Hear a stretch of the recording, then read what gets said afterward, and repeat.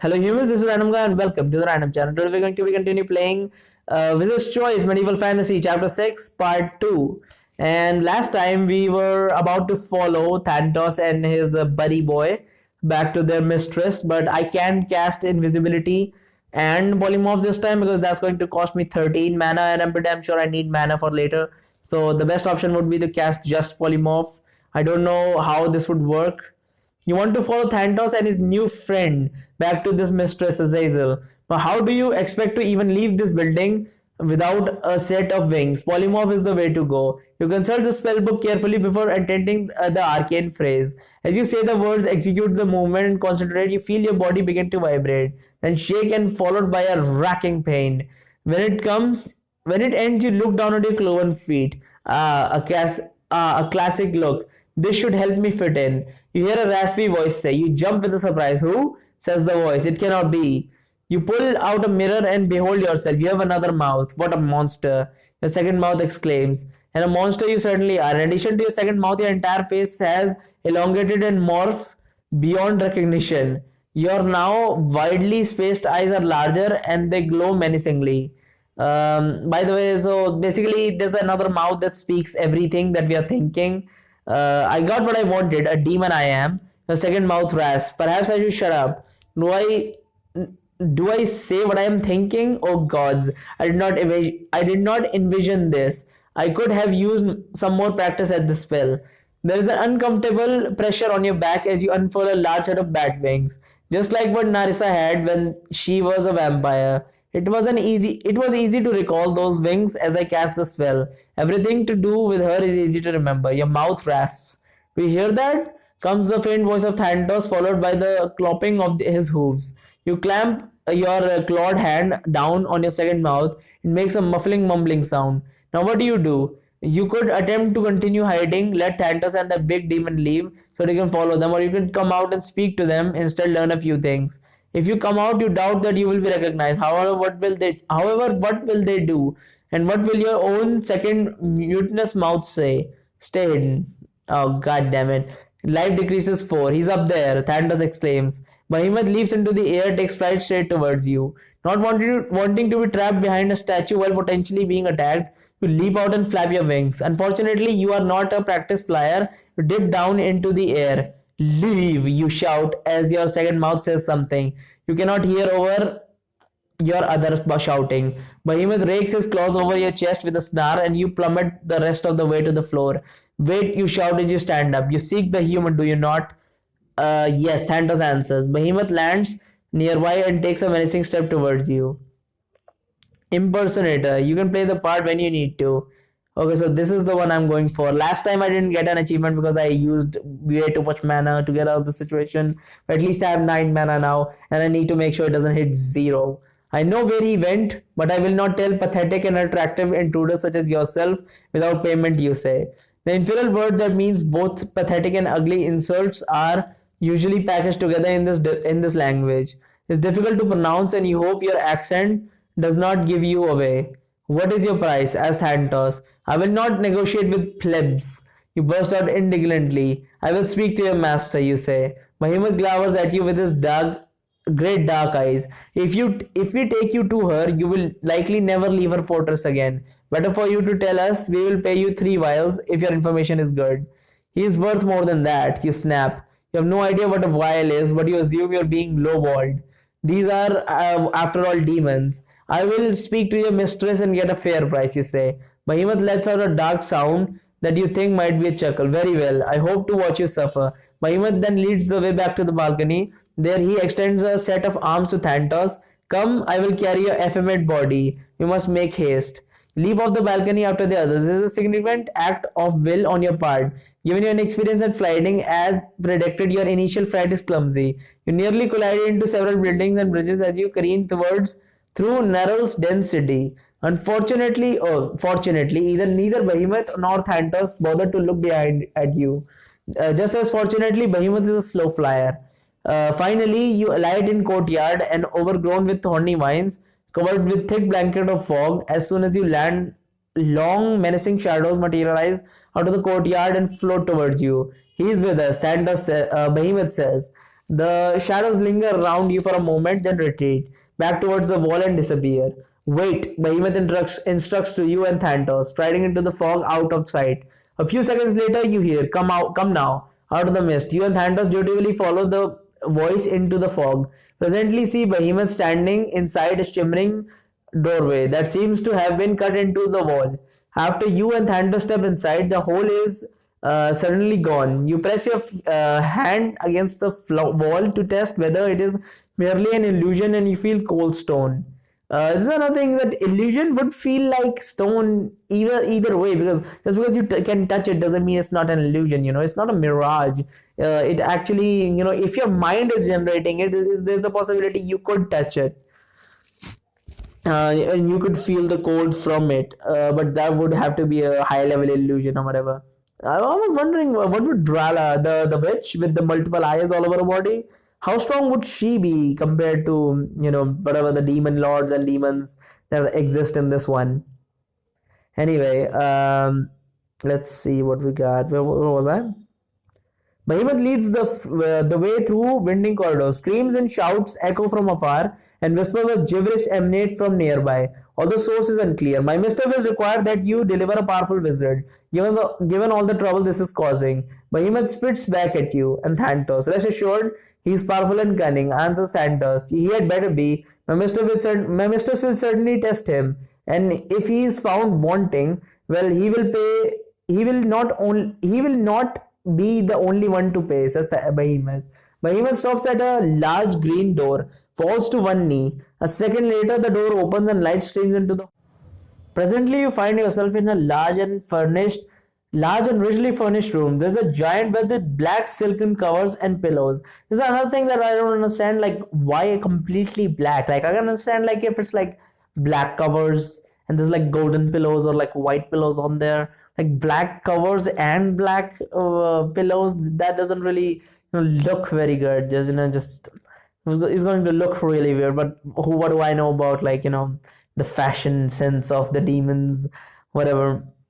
And a woman in a tight red dress is lying on her back, staring up at a mirror affixed to the ceiling. Behemoth and Thandos kneel down before the bed. You mimic them. After perhaps a minute of silent prostrating, the woman rises from the bed and bids you to stand. Azazel, I beg your pardon. We did not find the human. Behemoth stammers. This one says that he knows where the wizard is. He says, pointing at you, wishes to speak to you on the matter. Azazel walks over to you and you raise your eyes. So beautiful, and yet she frightens me. Your second mouth squeaks. You slap your hand over your rogue mouth. She is beautiful. I mean, look at the description they did for this woman. It's like, oof, just my imagination just goes into every place. I would prefer it not to go, but like, god damn, the description in this one is good. I mean, it's not super good. I mean, they could have gotten a lot more raunchier, but this is where the mild sexual content comes in. Just mild. She's beautiful, but she has the look of a cruel woman. The small horns sprouting from her upper forehead give her away. You lower your eyes out of what you hope is respect, but they end up resting on her exposed hard abdomen. She looks as though she's a living statue. You breathe in quickly and turn your head to the side to avert your gaze entirely. She stands near you silently. You're not sure how long she's standing there for, since it comes all of your concentration to keep from looking at her. This thing does not smell right, she says in a low, husky voice. In your peripheral vision, you see her arms swing about. You then feel tingling and followed by pain. You fall to the ground. By the time you're able to stand, you see that you again have arms and hands of a human. She has dispelled my polymorph, you realize. There is a gasp from Thantos as he stares wide-eyed at you. He stammers, that is him. I told you I would bring him to you. Okay. Azazel puts her hand to your face, effortlessly pulls your eyes to her. The entire world closes in darkness around you, except for those eyes, those beautiful eyes. Love me. A voice whispers in your head. Then you can see her again, her entire body. Her skin is so smooth it reminds you of still water. And her breath, you can smell it even across the room. Her scent is a flood of memories. the best memories from childhood and somehow beyond, perhaps in other lives. Meanwhile, your body pumps with pleasure. She touches you slightly on the arm. Fantastic. She is enchanting me, you think. I must fight. I must fight with all of your will. You close your eyes. Gods, you gasp. It hurts to look away, as though a piece of your soul is being pulled from you. The sight of this woman is like an instant addiction that must be sated. You open your eyes again. She's standing closer now. There's a slight trace of amusement on her face. You would resist me. You're not a man. What does that even mean? That is something that I don't understand still. I've read through this. This is the second time I'm reading through this, but I still don't understand what this is. Oh, by the way, we are almost reaching where I left off the last time I was reading this. You would resist me? Are you? Oh, she's saying, are you not a man? How would you resist me considering you're a man? How would any man resist me? Is what she's trying to say. You would resist me? Are you not a man?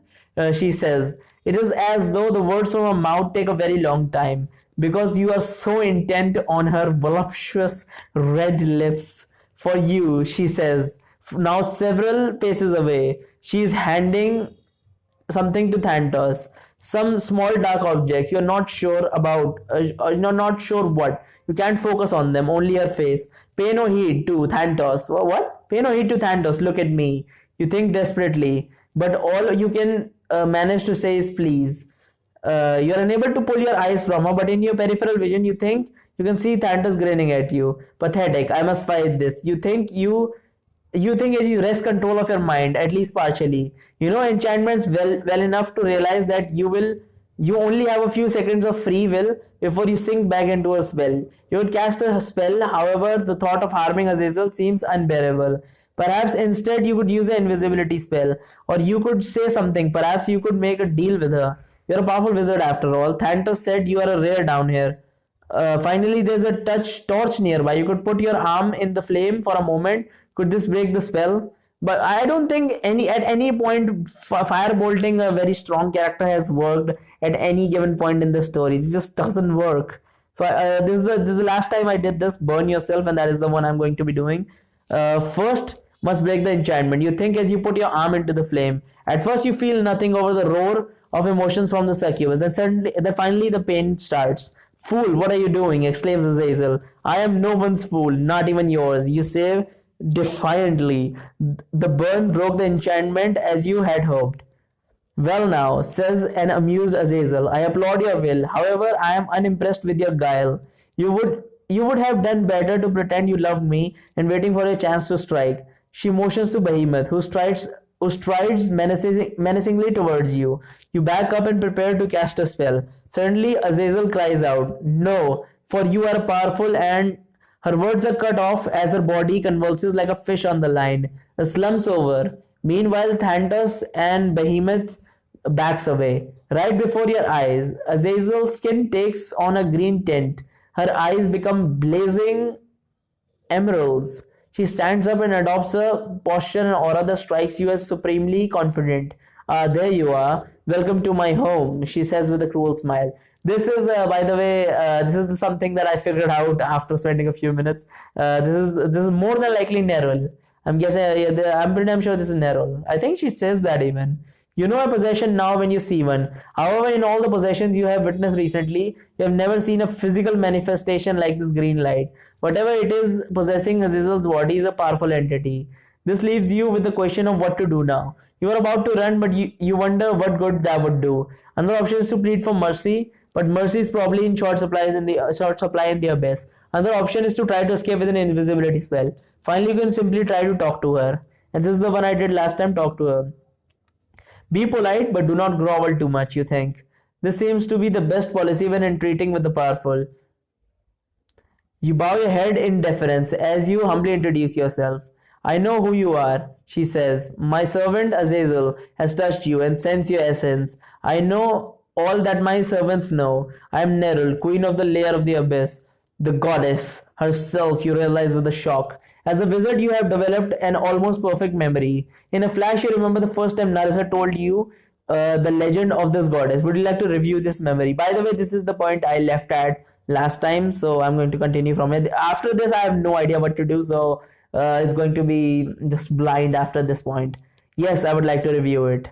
This is a memory of you and Narisa as you walked back to her temple after your first foray in the temple of eternal love. Narisa is telling you the tale. It is said that in times long forgotten, Nerul was a great queen of men. As is typical of many rulers, she took many lovers, but eventually she fell deeply in love with a knight named Flareon of Brisson. Sir Flareon was not the highest born, but he possessed courage, strength, and purity of heart beyond all others. Having finally found a worthy man, the queen consented to marry. However, on the morn they were to be wed, the Baal, the demon lord who despised above all the happiness of mortals, entered this world. It is said that Nerul had made a deal with Baal not long ago. Exchanging her soul for a long prosperous rule. When her absolute rule was about to end and the demon planned to collect. But first the demon visited Flareon in his chambers and offered to spare Queen Nerul's soul in exchange for Flareon's. Flareon, being the man he was, consented to the deal, and Bahal made off with the great knight's soul. Nerul was beside herself. Nerul was beside herself with grief, rage, and guilt, exactly what the demon intended. Nerul focused her considerable fortune and power upon finding magic to bring her true lover back to her. Eventually, she spawned the darkest of magic, necromancy. She summoned countless souls to our world, filling corpses of the crypt and graveyards, desperately searching for the one. She was the first necromancer, you ask? Indeed. Those souls she did not use to swell the ranks of her undead army, she fed on to gain more power. She never aged, never needed food, drink, or rest. One day, after many centuries, she simply vanished. Legend has it that she still searches for Flareon, her eternal love in the endless multiverse. Okay, so we're back to the story. Yeah, I already read this. What is this? Okay, you bowed on your head with your hands outstretched. What? So I bowed on my head, but I stretch my arms forward. Your terror is so great that you do this without thinking. Death or even eternity in the abyss is far from the worst fate that a goddess can mete out to a mortal. Yes, you have reason to fear, she laughs. You butchered my priest and despoiled my... Oh, that's why she's after me. We butchered her priest and despoiled my temple. She reads my thoughts, you think. I read them as though you speak aloud. Yes, this is my world and I can know anything in my world if I put an element of my will to it. In any case, let us just say that you belong to me now. You nod emphatically. I am sorry. Your words are cut off as you are certainly racked with pain. Blood spills out of your face somewhere. Your nose or bloody tears, you're not sure. Onto the floor in large red drops. I know you're sorry, she smiles. But I am not here to speak of the past. I wish to discuss your future. There is a task you will do for me. You have to retrieve something, or more precisely, someone. Do this for me, and I shall let you go back to your home and your Narisa. Fail, and your eternal torment will be beyond imagination. Of course, she knows Narisa's name and much more, much more. You do your best to suppress your fear for what might happen to Narisa, but it's too late. You see the knowing smile creeping over Azazel's possessed face. Yes, yes, you say anything. Now that I've wasted enough attention on you, she waves at you dismissively. I will leave you to my servant. She says enough measure of my mind to instruct you. Serve her as you would serve me, or oblivion will be the only thing you will ever wish for again. The green glow then leaves Azazel. Succubus shudders for a moment, whispers a prayers of thanks to Nerul, and then regards you menacingly. My body violated, and I am to partner with you. I would so rather drain your soul. She breathes raggedly, advancing towards you. But your goddess has use for me. You stammers as you scoot away from her clenching and unclenching fist. It seems inconceivable that she would destroy you given her direction. However, you know that demons are not always the most practical when they have been enraged. Demons respect violence, of course, but fighting this creature is risky to say the least. Behemoth blocks the exit. Well, then just lightning bolt her. I think that's the best course of action. Mana decreases 4, morale increases 2, life decreases 5. You're not going... You're not going to gravel or run from a demon. Time to assert yourself. Ready for your strike. Azazel dodges definitely, but the lightning strike bolt strikes her shoulder, spinning her around. Before you can launch another attack, Behemoth seizes you from behind, lifts you into the air, and squeezes you. You're about to pass out when Azazel lifts her hand and Behemoth drops you. You have ruined this dress, she says as she pats out a flame. You're braver and perhaps a bit stupider than I expected. However, I presume you're not so stupid as to try that again. She takes a step towards you. You're now an instrument of your mistress. You best not harm me. We humans have a tendency to break easily. And then what will you? And then what will your goddess do to you? I think that talking to her might have been the better option, but this one just sounds better for some reason. Again, after this, I can't use morale. I can't use mana. I will have to exchange my life force for anything. But the life goes down real fast in this one.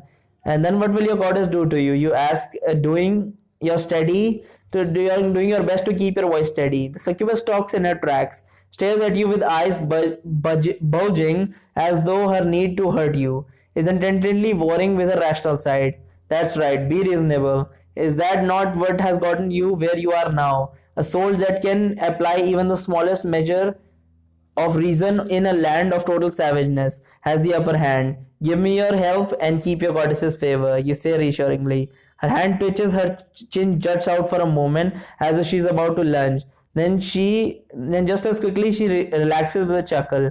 My lady, I would not trust him. He is clever. Thanatos says the word clever with some difficulty. And he's luckier than any mortal has a right to be. Best to suck his soul. Quiet, leave now, before I sell you back to your lord, Azazel says, without even glances at Thanatos. He slinks out without another word. Are you clever? If you are, you will do what I tell you. Yes, mistress, you say. A soul that belongs to Nerul has been misplaced in another layer of abyss. You have to travel there and retrieve it. Retrieve a soul, perhaps by trapping it in an object? Just bring it back in the host body it is in. Azazel snaps. Use a gate spell to open a rift between worlds and walk him through. She says, such a spell is very powerful. Even I could cast it. The power required. Oh, you're afraid you have not enough power, Azazel says mockingly. You will need to crush a soul and extract the power from it. I'm no soul crusher. Even if I'm willing to do such a thing, it would take several souls to satisfy such a powerful spell. You say, not a soul crusher. Is that not what you did as a vampire? Yes, Narul left me a few tidbits from your past. Anyway, you would do better to stop whining and prepare yourself for what needs to be done. My mistress is not interested in your ethical dilemmas. She pauses and then rolls her eyes. However, there are plenty of demon souls where you're going. Perhaps you can crush them without angst. Why does Narul send me to fetch this soul in place of you or another powerful demon? You ask. Zazel's face betrays annoyance. At first at your question, but upon hearing the word powerful, it softens. Flattery may be of use with this one, you think. A ruler of an abyssal layer does not prefer to send her own minions to another layer. After all, one of us may decide to stay, and even if a minion returns, it can be hard to say whom she now works for. What deals did she make in another world? Azazel smirked. To summarize, demons are not trustworthy, you think. I could have guessed that. Another reason is that the layers of the abyss are in general well protected against rival demons, okay? But not as much against mortal humans. You will more easily slip past the wards and guards protecting the dimensions. And there's an even better reason to send you. You know this soul that you are to retrieve. In your world, his name was Reginald Townsend. Azazel smirking turns to all gloating. Reginald, you gasp. You struggle to compose yourself. You do not want to betray your emotions to this monster. To think your childhood friend, no, not a friend, brother, is in the abyss. Where is he? He stammers. In the Fela Na Seth lair. He is owned by Prince Lanaz, she says. So many questions rush into your head. Now that you think of it, you're not surprised that Ragnar ended up in the abyss. After all, his soul was partially crushed by a demon. It makes sense that his soul has been cast down here. But that begs the question, why does Nerul want Ragnar, you ask? Azazel shrugs, not your concern. You can tell by her hard eyes that Azazel will tell you nothing more on this, so you move on while she still has patience. Why does Nerul not just contact this demon prince, Prince Lanaz, and demand Ragnar's souls, you ask? Princes do not take kindly to being ordered about even by a goddess. Besides, once you ask for something or demand it for that matter, you assign a price. Better to steal than deal. That is the way of the abyss. What manner of a place is this layer of abyss that Ragnar now resides? You asked. There's a question worth asking. One that might keep you alive. As I said, it is a sub-layer, a prison within a prison, if you will. It is called a harvesting layer, a dimension designed to corrupt souls over time and ripen them for consumption. Ragnar's soul is being corrupted. You ask, prepared? Yes, though degradation and temptation, and the like, he is being flattened. He is being like fattened like a swine for slaughter. She says.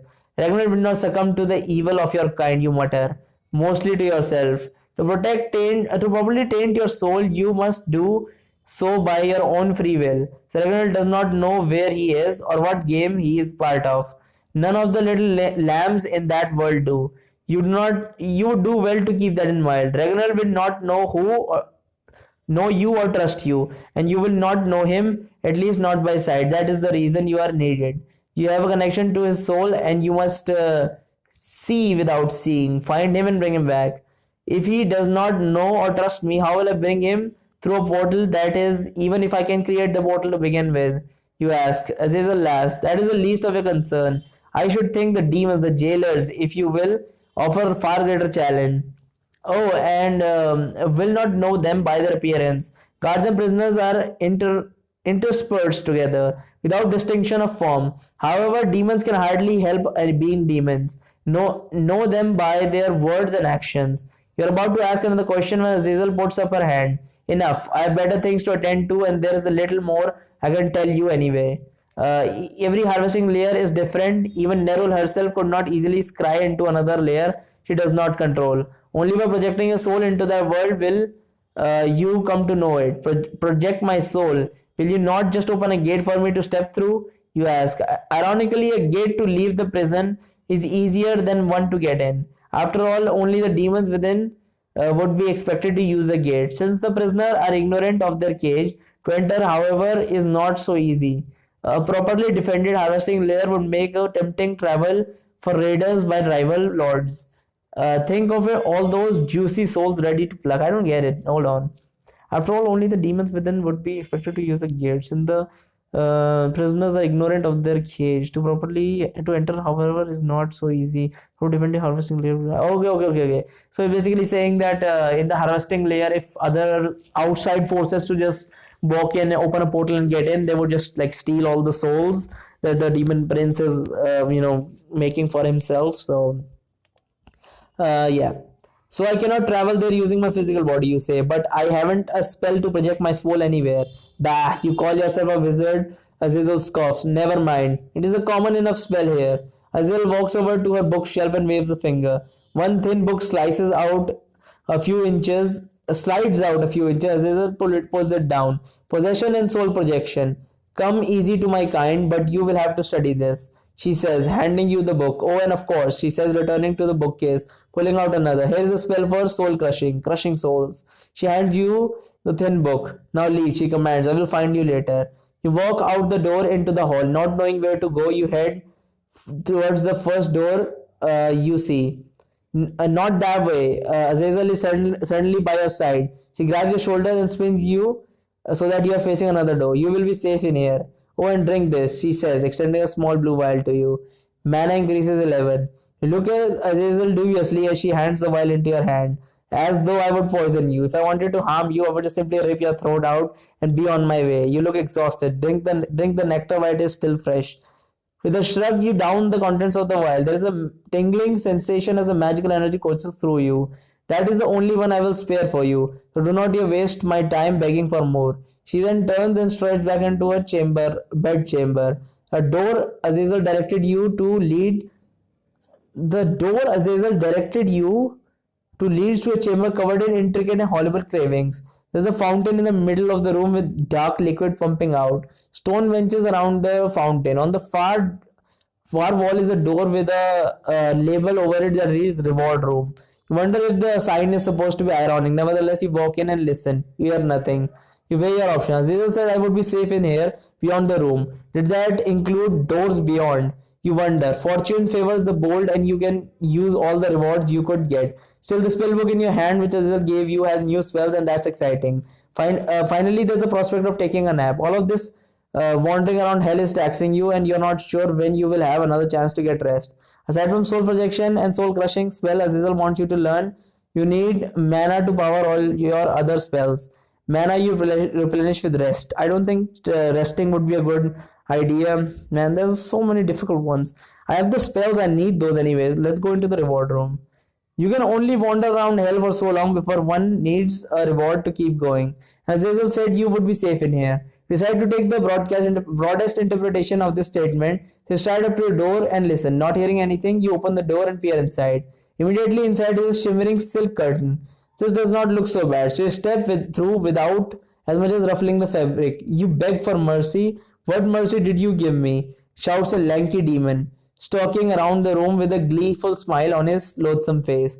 You are not sure who he is speaking to. It is as though he is just shouting into space. He then swings his long claws in the air and laughs. The other demons in the room engage in various activities, all seemingly in their own world. One is dancing wildly, and another is on the floor smacking his lips as though gorging on a feast. And then you see Thantos. He appears to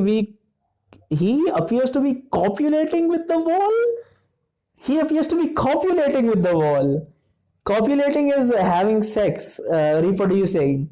He appears to be copulating with the wall. You're not sure how he got in here without your notice. Perhaps there are other doors into this room.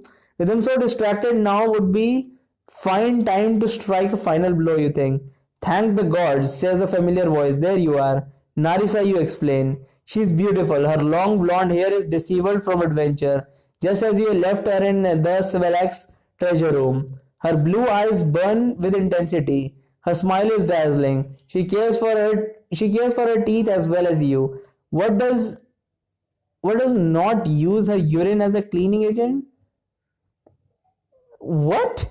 What does not use her urine as a cleaning agent? This cannot be. You cannot be real. Neville stung. You feel so real though. You say breathlessly, holding her tight and then kissing her. You smell so good, feel so good. She embraces you passionately. Oh, this is a reward room. So basically you go in here and the Thantos is having sex with the wall. She's copulating with the wall. But he's not actually copulating with the wall. I mean, he's physically copulating with the wall. But in his mind, he's actually copulating with a person or whatever he feels like copulating with, I don't know, female scorpion or whatever. So this is basically that sort of illusionary reward room. She embraces you passionately. You keep your eyes open as you kiss her to make sure she doesn't disappear. Even if you are a dream, it is enough, you whisper. How did you get here? I do not know, she says. I was in Swilek's treasure room and now I'm here. What is this place? I'm not sure. You say, it is a different dimension from our own. You are here and that is enough. I'm not sure how long we will be together. I'm grateful to be with you. Nalsa says, looking at you lovingly. Indeed, how long will she be here for? It seems improbable that she's actually in the abyss. More likely she has somehow projected her soul here or she's otherwise being conjured by this magical room. She looks so good and to feel the touch of someone you love is like a light in the dark. A needed glint of happiness in an otherwise hopeless world. She obviously wants to continue kissing and maybe more.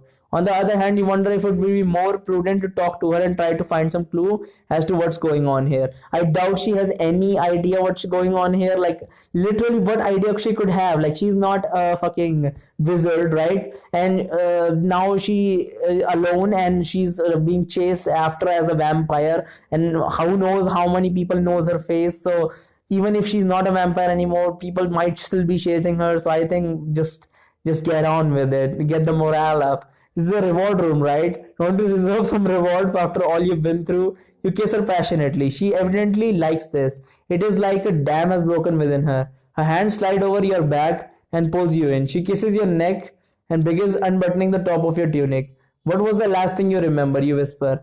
Going to sleep, she whispers in between kisses. In Svelak's treasure room. I've been waiting for you. Life as a studious and disciplined wizard has not afforded you much experience with the ladies, but your hand seems to be working on their own accord now, sweeping over her body, caressing areas that you only dreamed about before. Looking around, the other demons in the rooms are gone. The walls are covered with glowing stone etching depicting sex of all kinds between all categories of creatures. Naturally, a part of you acknowledges the powerful magic at work here. I mean, there is magic here. Obviously, this treasure room must be like highly like the magical aspect of this is ridiculously strong, and that's what I'm thinking. Like when like I want our character to be that strong. It's just always teetering on the line of getting absolutely plummeted and destroyed by everything that comes in our pathway. Is just it's just not like fun. Like it's like playing an RPG. You hope to go back into the level 1 area and just destroy everything, every single monster there that you had trouble with at the start of the game. So that is something that you would like, but this game doesn't allow that freedom. Let's see. Natural part of knowledge is yeah. For once, you don't care about magic. You just care about Narissa. Breathing increases and her kisses become more intense. She bites your earlobe and whispers, "You are good. Kiss, kiss. You are brave. Kiss, kiss. Powerful." Narissa, you groan and the two of you slide down to the floor. She's now on her back. You begin undressing her as best as you can. Women's clothing is a little unfamiliar to you, but you take your time. "I thought I might find you here," says an amused but icy voice. You awaken on the cold floor. Azazel stands above you, smirking.